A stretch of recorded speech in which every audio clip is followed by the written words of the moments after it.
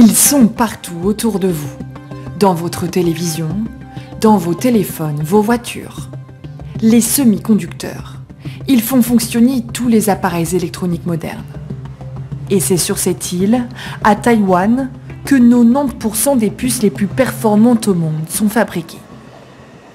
Dans la capitale, à Taipei, ce salon est un incontournable pour les industriels du monde entier. Ce consultant aide les entreprises européennes à collaborer avec Taïwan.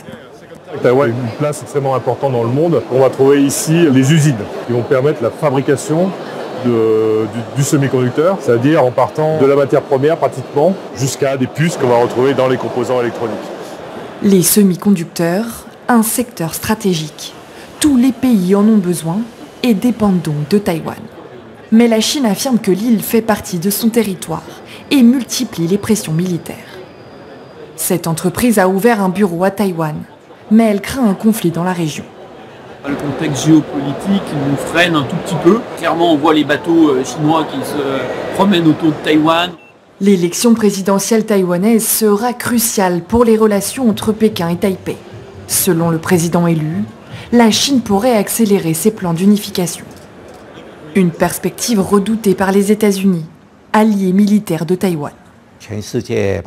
Le secteur mondial des semi-conducteurs fait face à une situation très conflictuelle.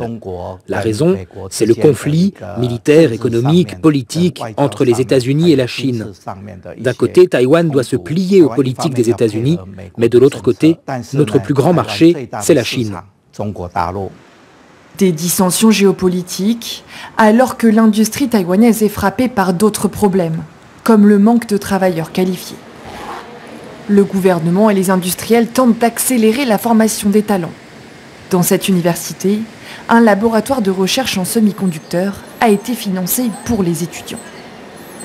Taïwan a consacré beaucoup d'efforts et d'argent sur la formation de ses talents. Et notre université elle-même investit beaucoup d'argent. Coût de ces machines, 20 millions de francs.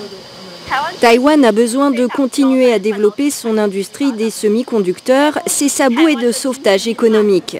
Main-d'œuvre, tensions avec la Chine, protection du savoir-faire, plusieurs défis attendent le prochain président, avec un but, garder le leadership mondial des semi-conducteurs.